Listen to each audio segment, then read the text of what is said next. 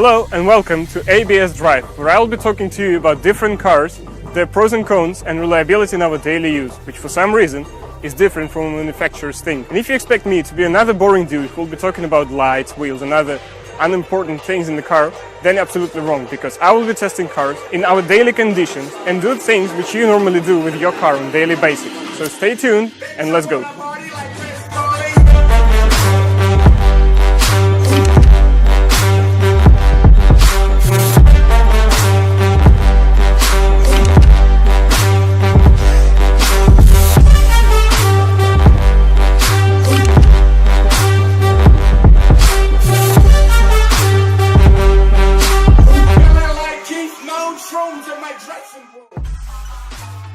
Today I'm looking at a representative of the craziest company when it's coming to safety and one of the most underestimated companies when it's coming to performance. Started back in 1927 as a tiny company, back in the north of Europe, the company was producing trucks, buses and other vehicles which we see in city today. Back in 1927, the company's initial goal was creating a car which would be reliable, cheap to use and relatively beautiful and fast. And guess what? They managed to fulfill those criteria, and back in 2000 they sold their company to Ford Motor Corporation, which has used their famous 5-cylinder engine later on in their Ford Focus ST and RS. And if you're still trying to guess which company it is, ladies and gentlemen, it's Volvo.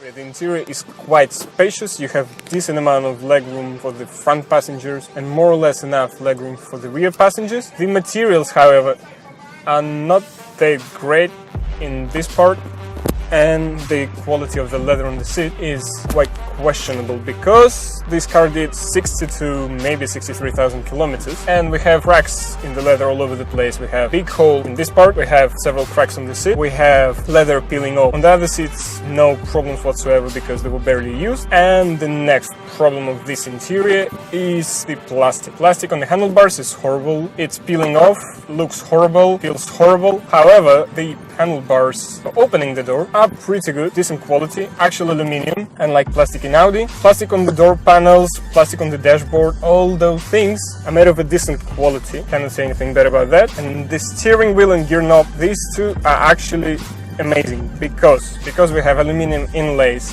in the steering wheel and the gear knob, and because the leather of the steering wheel is completely different from the leather on the seats, it provides you decent amount of grip, very comfortable to manipulate with, and the gear stick is quite comfortable to put a hand on while driving. What else, good or bad?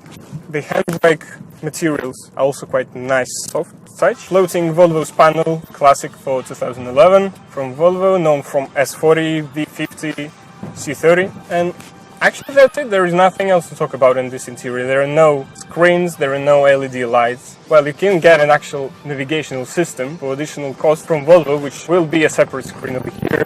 But according to different magazines, according to the users' reviews, the quality of that navigational system was horrible. It worked quite well, it was not reliable, the graphics was absolutely horrible. So Volvo did another option, and this option was Garmin navigational system, which works quite well, which has separate support built into the car, so that's great, no problems with finding new support, with locating it somewhere. Volvo did everything for you there. All the controls were here, nothing new about that. The sound isolation is pretty good, you don't hear that much of a noise from the outside, unless when you're driving with the roof up. The moment you put the roof down, you hear a lot of noise after 80 km/h, but come on, it's convertible. You cannot avoid noise completely. And very nice engine noise inside, I think. Yep, right now you can hear it, turbo blowing, as we are climbing up and going out into the straight road, but we will continue looking at all the pros and cons of this car in action.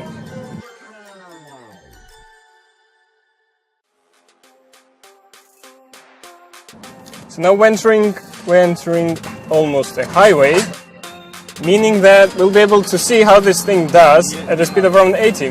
Now, first of all, it's not that windy, at least for me. 70 km/h, yep, it's getting a bit noisy and slightly windy inside. Let's do 80, which is maximum speed. Honestly, it's fine. I mean, there is wind blowing inside, you can hear the wind blowing outside, but the main point of convertible is not going fast and feeling comfortable. The main thing about convertibles is that you can enjoy your ride at a relatively middle speed without breaking speed limits. and feel the fresh air, feel the wind, feel all that. That's the philosophy of any convertible. People who are trying to beat this speed record in a convertible, they're not using this type of machines in the right way. Talking about the acceleration without the roof, it's as good as it is with roof. There is no obvious difference. It's still quite responsive to the steering wheel, still quite responsive to the throttle, and that was 100 kilometers per hour. And at this point it got really windy and noisy. So now we'll go into highway, we'll see how this thing deals with lots of cars being in parallel lines and producing even more noise. But so far I'm quite pleased by the results.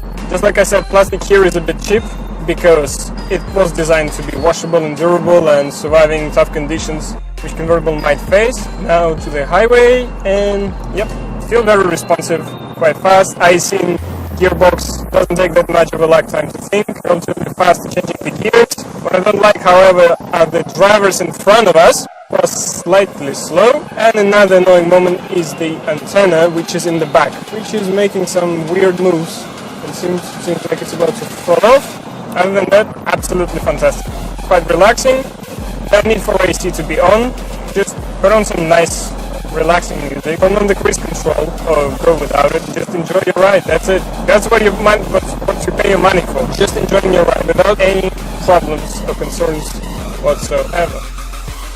Now, after driving this car for 3 days, I have to summarize my feelings and my thoughts about this vehicle. It looks fantastic, it drives quite well, the gearbox is quite responsive, the throttle is quite responsive. It was a great pleasure jumping between cars, getting into the corners, getting out of those corners. It was quite easy to manage in the city when it was necessary to park in tight places. However, there were some problems which I have to mention here. And first of all is the quality of the interior and some bits of plastic inside. Those things seriously let this car down. And the price tag of 60,000 euros back in 2011, it's leaving me a bit of surprise because this car cost 50,000. That's the real price of this vehicle, not 60 but 50/45. Now if you look on the market, you might be able to find one for 35/40,000 euros in used condition with quite low mileage and with 1 year warranty. Do you have to buy it? Absolutely yes. Why? Well, you get reliable vehicle with barely any problems, great looking with both roof on and off, the great sound system, at least in this case, and you're getting pleasure from driving. And what else are you looking for in the car? Stay tuned for more cars coming to you in the next few weeks with ABS art.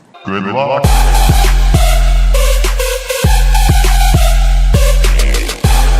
If you like this video and you want to see more cars coming to you from ABS art, don't forget to press this like button and big subscribe button at the bottom of this channel. Thank you for watching and see you guys in the next video.